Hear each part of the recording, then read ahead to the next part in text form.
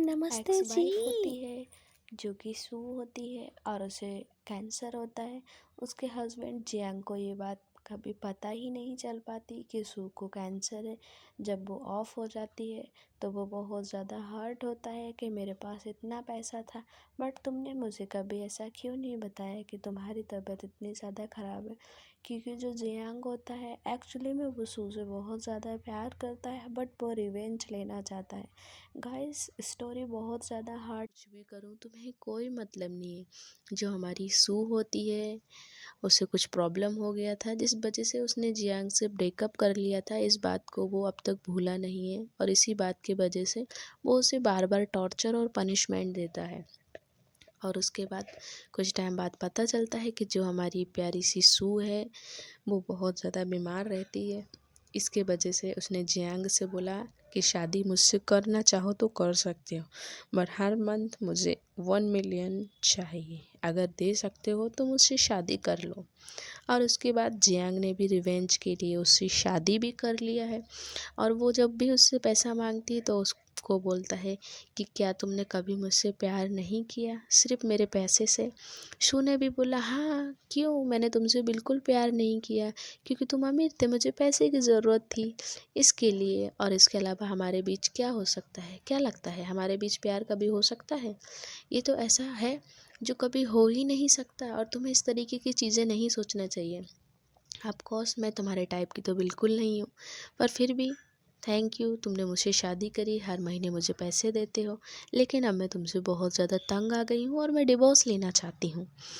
और उसके बाद हम लोगों को पता चलता है जो हमारी शू होती है, सू जब तक कि लास्ट स्टेज पे नहीं पहुंच जाती, जियांग को उसके बारे में कुछ भी नहीं पता चलता है। वो बीमार है, उसको क्या हुआ, कैसे हुआ, कुछ भी पूछता है। सू ने बहुत अच्छे से उसको हैंडल कर रखा। उसको कभी ये चीज़ पता ही नहीं चल पाई कि सू को एक्चुअली में कैंसर था। जबकि वो ऑफ हो गई तो वो बहुत ज़्यादा जियांग को मिस करती थी, वो बहुत ज़्यादा प्यार करती थी जियांग से। लेकिन एक्चुअली में हुआ यूँ कि जो शू है वो चाहती नहीं थी कि मेरे मरने के बाद जियांग बहुत ज़्यादा डिस्टर्ब हो जाए और उसकी लाइफ में उथल फुथल हो जाए। वो चाहती थी कि मेरे मरने के तक वो मुझसे ऐसे ही नफ़रत करे, मेरे मरने के बाद वो मुझे बहुत आराम से भूल जाएगा। गाइस, स्टोरी बहुत ज़्यादा हार्ट टचिंग है। मैंने भी इसे 2 बार देखा। सीरियसली लास्ट तक देखते मुझे रोना आ गया। और अगर आपको ये स्टोरी पसंद आए तो आप वीडियो को लाइक कर सकते हैं, चैनल को सब्सक्राइब कर सकते हैं। करे तब डिवोर्स दूंगा। और अगर तुम्हें इतना ही डिवोर्स चाहिए तो अच्छा ठीक है, मैं तुमसे मिलने आऊँगा ज़रूर बिल्कुल से, क्योंकि फिर उसके बाद मैं तुम्हें बताऊँगा कि हमें डिवोर्स लेना है कि नहीं। उसके बाद सू बोलती है हाँ क्यों नहीं, बिल्कुल। एक्चुअली मैं तुम्हारी वाइफ हूँ सिर्फ नाम के लिए, इसलिए मुझे तुम्हारी बात तो माननी ही पड़ेगी। और उसके बाद वो उसके ऊपर चिल्लाने लगता है और उसको बोलता है कि साइन साइन तो मैं कभी नहीं करने वाला हूँ। और उसके बाद फिर हम लोगों को फ्लैशबैक का सीन दिखाया जाता है जहाँ पे उसकी मॉम को दिखाया जाता है जो कि उसको बोल रही होती हैं। और उसके बाद सीन प्रेजेंट में आया जाता है जहाँ पे वो सोच रही होती है कि मेरी लाइफ कैसी थी और आज किस तरीके की हो गई है। और उसके बाद फिर वो अपने दोस्त को कॉल करने लगती है। वो भी उसको बोलती है तुम्हें इतना परेशान होने की कोई ज़रूरत नहीं, ऑलरेडी ऐसे बंदे के साथ तुमने 6 साल अपने बिता दिए हैं जो कि तुमसे प्यार भी नहीं करता है और तुम्हें ह्यूमिलेट करने का कोई भी मौका नहीं छोड़ता। और उसके बाद फिर वो वहाँ से बाहर आती है, जो कि घर के बाहर आते से ही रिपोर्टर वगैरह होते हैं उसके पास आ जाते हैं और उसको बोलने लगते हैं मिस्टर जियांग के घर पे आप क्या कर रही हैं। तो मिस्टर जियांग आता है और बोलता है ये मेरी वाइफ है, इसलिए प्लीज़ आप इसे कोई कुछ भी नहीं बोल सकता है। और उसके बाद हम लोगों को पता चलता है, रिपोर्टर बोलने लगते हैं ठीक है, पर आपने इतने टाइम तक क्यों छुपाया कि आपकी वाइफ है। और यहाँ पे काफ़ी सारे उन लोगों की पिक्चर्स वगैरह भी लेने लगते हैं। और यहाँ पे सू उसको बोलता है क्योंकि मैं चाहता नहीं था आपको बताना इसलिए। और फिर उसके बाद वो लोग एक दूसरे को किस कर लेते हैं। और उसके बाद हम लोगों को पता चलता है कि जो उसकी गर्लफ्रेंड होती है उसको पता चलता है और वो बहुत ज़्यादा नाराज़ होती है। और वो उसके पास आती है और बोलती है देखो जियांग, हमारे बीच कुछ भी नहीं है, ये बात तुम्हें भी पता है, इसलिए जितना जल्दी हो सके तुम मुझे डिवोर्स दे देना, क्योंकि अब मैं तुम्हारे साथ रहना नहीं चाहती हूँ। और वैसे भी मुझे पता है तुम मुझे डिवोर्स ऐसे तो दोगे नहीं, इसलिए मुझे कुछ ना कुछ तो करना पड़ेगा तुमसे डिवोर्स लेने के लिए। और उसके बाद हम लोगों को दिखाया जाता है किस तरीके से बिजली कड़कने लगती है, वो डर जाती है, फिर ये लोग एक दूसरे के क्लोज आ जाते हैं। और उसके बाद सू बोलती है देखो ना, अब मैं वो लड़की नहीं रही हूँ, और अब मुझे इस तरीके से लगता भी नहीं है। और हम लोगों को यहाँ पे एक बार का सीन दिखाया जाता है जहाँ पे एक लड़की बैठ के सोच रही होती है कि किस तरीके से मैं उसके क्लोज जाऊँगी और किस तरीके से मैं उसको अपने पास और उसके बाद हम लोगों को दिखाया जाता है जियांग को। जियांग होता है जो कि बैठा होता है उसी के पास और उसको बोल रहा होता है क्या हुआ। और फिर वो आती है, उसको प्यार से हग कर लेती है और उसको बोलती है जानू तुम इतने टाइम में क्यों आए, मुझे बहुत याद आ रही थी तुम्हारी, तुम्हें जल्दी आना चाहिए था ना। और यहाँ पे शू आती है। शू आके उसको एक बढ़िया सा ब्लैंकेट देती है और उसको बोलती है तुम्हें इसको ओढ़ के रखना चाहिए, मेरे हस्बैंड से दूर रहो, उससे चिपकने की कोई ज़रूरत नहीं, तुम्हें पता है ना ये शादीशुदा है।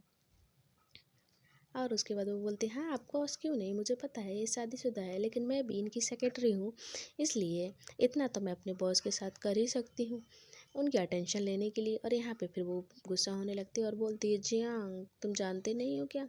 और उसके बाद सू उसको बोलती है मेरे हस्बैंड से दूर रहो, तुम्हें उसे टच करने की परमिशन नहीं है। और उसके बाद वो वहाँ से चली जाती है। और यहाँ पे दिखाया जाता है जियांग को जो कि बैठा होता है और काफ़ी कुछ डिस्कस करने में लगा होता है, लेकिन फिर भी उसको अपनी सारी पुरानी बातें याद आ रही होती है और सारी बातों पे उसका ध्यान नहीं होता है। और यहाँ पे आता है बटलर और वो बोलता है बॉस आपके लिए गर्मा गर्म चाय आप पियेंगे क्या। फिर वो बोलता है हाँ हाँ क्यों नहीं बिल्कुल पियेंगे, लेकिन सू कहाँ है, सू दिखाई नहीं दे रही है। और यहाँ पे पता चलता है सेक्रेटरी आई हुई होती है जो कि छुप के सुन रही होती है उन लोगों की बातें और बोल रही होती है तुम्हें इतना ज़्यादा परेशान होने की कोई ज़रूरत नहीं है, मैं इसका कुछ ना कुछ कर लूँगी। और मुझे पता है कि ये जो मेरे पेट में बेबी है ये किसी और का नहीं सिर्फ तुम्हारा है, तुम्हें याद है ना उस दिन की बात। और उसके बाद वो बोलता है मुझे याद नहीं है, मुझे थोड़ा सा टाइम लगेगा। और उसके बाद वो बोलती है हाँ हाँ आपको क्यों नहीं। फिर वो खड़ी होती बोलती मेरा हो गया है, तुम लोग अपना टाइम पास कर सकते हो। और फिर वो यहाँ से चली जाती है।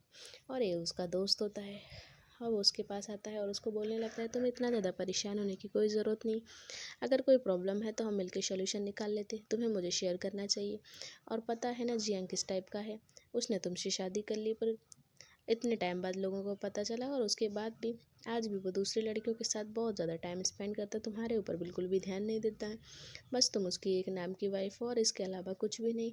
तुम चाहो तो हम लोग दोबारा से एक हो सकते हैं और चाहो तो मैं तुम्हें यहाँ से निकाल भी सकता हूँ, इसलिए प्लीज़ तुम अपने बारे में थोड़ा सोचो, उसके बारे में सोचना बंद करो क्योंकि वो तुम्हारे लिए बिल्कुल भी कुछ भी नहीं सोचता है। और यहाँ पे वो उसके पैर से बालों को साइड कर रहा होता है, जियांग आता है और उसको देख लेता है और वहाँ से चिल्ला के बोलता है क्या कर रहे हो मेरी वाइफ के साथ। और इतने में वो चला जाता है। और यहाँ पे उसकी गर्लफ्रेंड को दिखाया जाता है, वो आती है और आते से ही चिल्लाने लगती है और वो उसको बोलती है देखो तुमने किस तरीके से मेरे बॉयफ्रेंड को पटा रखा है। तो वो बोलती है अरे नहीं वो तुम्हारा बॉयफ्रेंड नहीं है, मेरा हस्बैंड है, मेरे हस्बैंड को तुमने किस तरीके से फंसा के रखा है।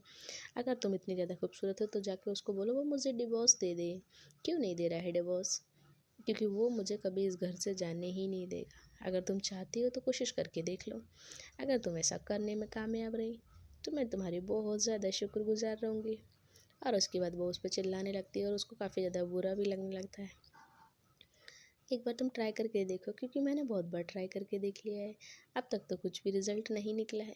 अगर तुम चाहो तो हम एक बार और ट्राई कर सकते हैं, आप कॉज क्यों नहीं। और यहाँ पे फिर वो ऐसे प्रिटेंड करती है कि उसने उसको धक्का दे दिया है। जियांग के आते से उसको बोलने लगती है इसने मुझे धक्का दे दिया है और इसका जो पेट में मेरे को बहुत ज़्यादा दर्द हो रहा है। तो उसको बोलने लगती है कि देखो ऐसा तो बिल्कुल भी नहीं है।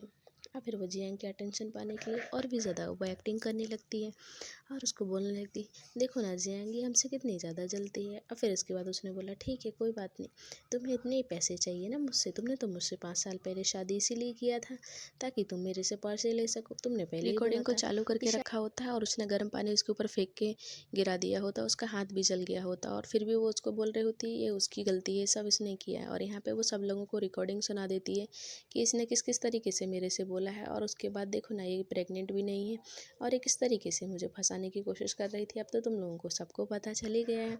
और उसके बाद जो उसका फ्रेंड होता है जो कि डॉक्टर होता है वो उसको लेके जाता है और उसको बोलने लगता है कि तुम्हें ज़्यादा परेशान मत हो, मैं तुम्हारा अभी से ट्रीटमेंट कर देता हूँ। और फिर उसको बोलता है पता है ना इतना कुछ होने के बाद भी एक बार भी उसने तुमसे नहीं पूछा क्या हुआ, क्यों तुम उस इंसान के पीछे पागल हुई जा रही हो, वो कहीं से लेके कहीं तक ठीक नहीं है और तुम्हें पता है ना तुम वैसे भी मरने वाली हो, तुम्हारी लाइफ बिल्कुल भी ठीक नहीं है। उसके बाद वो उसके पास आता है और उसको बोलने लगता है सू से दूर रहना, क्योंकि वो सिर्फ मेरी है। अब बोलता है हाँ क्यों नहीं, बिल्कुल तुम्हारी है, क्योंकि जितना तुम उसको दुख दर्द प्रॉब्लम दे रहे हो इतना तो कोई नहीं दे सकता है, इसलिए ऑफकोर्स वो तुम्हारी ही है और किसी और की कैसे हो सकती है। और उसके बाद वो उसको जोर से हाथ मारने लगता है और काफ़ी ज़्यादा गुस्से में होता है और उसके पास आके उसको बोलता है तुम्हें तो बहुत ज़्यादा लोग चाहिए अपने आसपास अटेंशन पाने के लिए, है ना। आपस में दोनों फाइट करने लगते हैं और बोलने लगते हो तुम मेरे दोस्त हो और डॉक्टर हो, इसका मतलब ये नहीं कि तुम मेरी वाइफ पे नज़र रखो। मैं ये बिल्कुल नहीं चाहूँगा कि तुम मेरी वाइफ के साथ टाइम स्पेंड करो। मुझे पता है तुम अच्छे दोस्त हो, लेकिन फिर भी मुझे जेलसी फील होती है। अगर तुम उसका ख्याल नहीं रख सकते हो तो कम से कम उसे छोड़ दो, मैं उसका लाइफ टाइम ख्याल रखूँगा। और उसके बाद